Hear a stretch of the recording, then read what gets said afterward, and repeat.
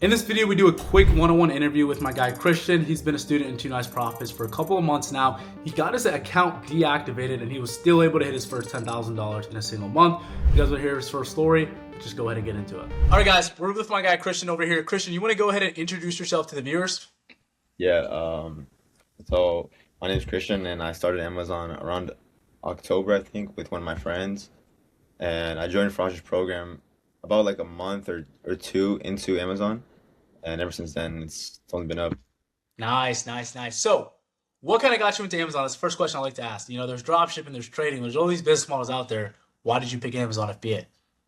Honestly, because, like I mentioned, you were like the coach of one of my friends, and I saw that he was crushing it. So like I was kind of inspired.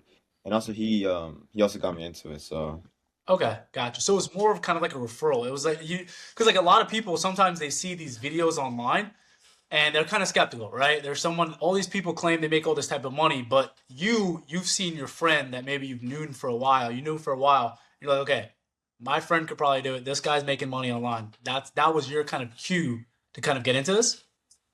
yeah, basically because I mean, if it was just anyone else, then I would be kind of skeptical. Hmm. You know, like, yo, who is this guy? Like, you're like my age. Like, who knows? He could scam me, you know? Because I know there's a lot of scammers. Yeah. Um, but yeah, it was one of my close boys, and then he got me into it. So kind of tell me, has this been the first business model you've ever tried? It has, yeah. Like no, because like some people, they tried like detailing, they tried the in-person hustles, you No, know. I looked into drop shipping. Okay.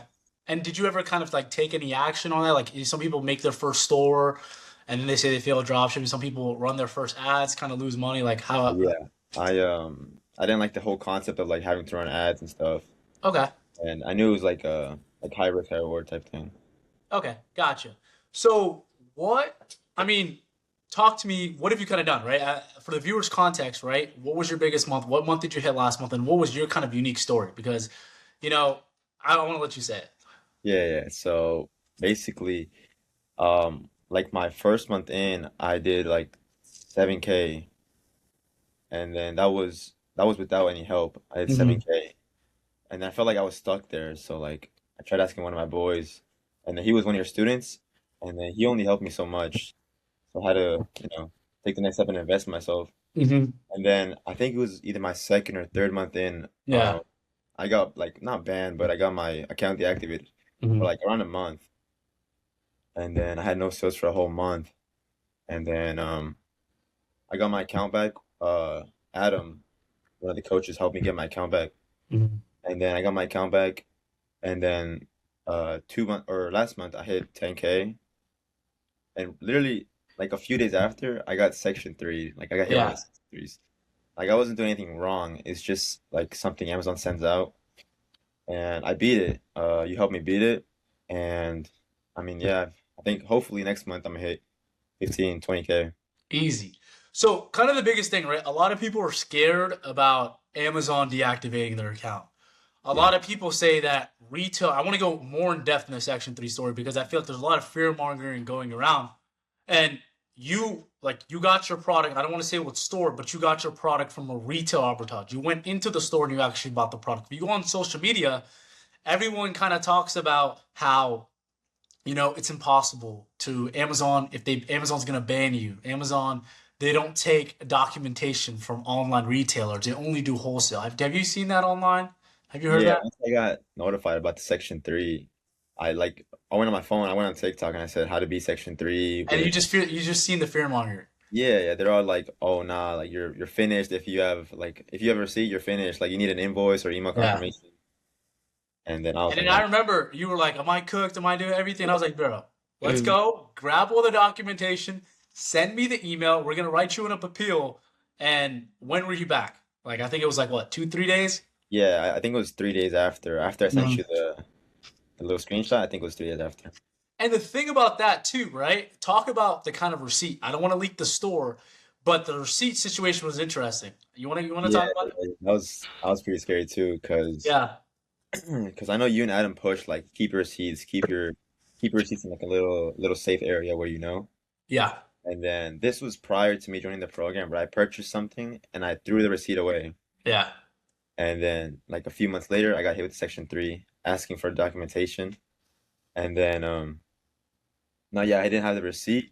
And then I was like, I'm finished, I'm cooked. And I asked you, and then you were like, I mean, you can try going in person and I was asking. like, no, I was like, go in person, Yeah, right? You have the bank statement.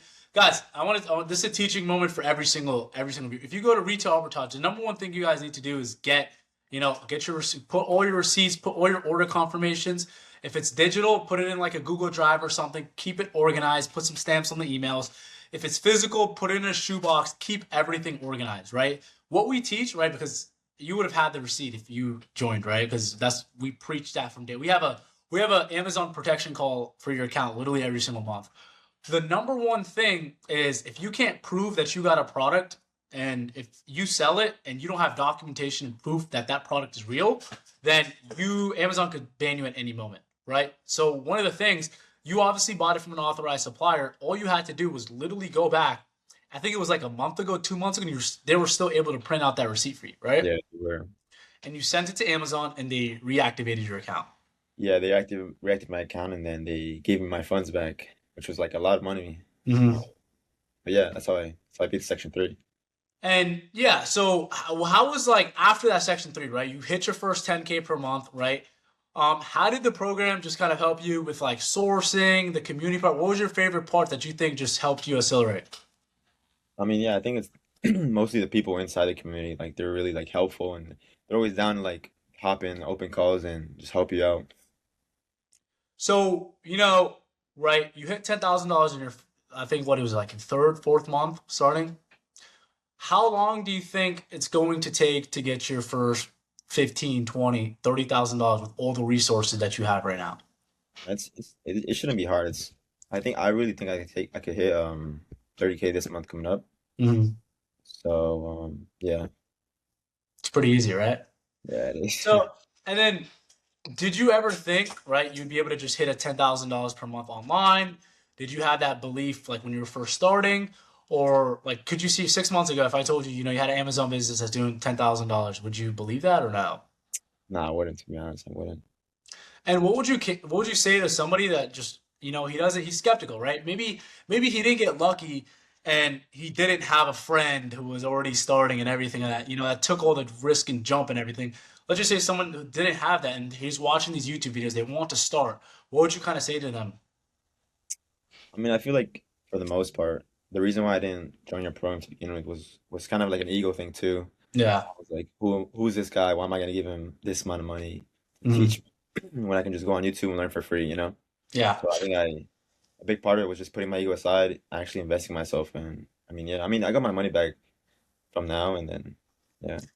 But I'm kind of trying to obviously like just to overall starting the business, right? Like obviously program is like a bigger jump. Like I'm just talking about starting, right? Most of the people they're not even ready to kind of invest in. Most of the people they the best thing they can do if they have limited capital is literally just start the business. So what would you kind of say to somebody that doesn't have the friend that didn't start? I mean, yeah, that's what like the whole business scheme is about, like just taking the first step and starting, you know? Mhm. All right, guys, that's pretty much the end of the video. If you guys want to work with us one-on-one to see how we could start or scale your business to $10,000 per month or add $10,000 to your business, I'm going to leave a link in the description to book a one-on-one call with us. If you guys enjoyed this video, like, comment, subscribe, and I'll see you guys in the next one.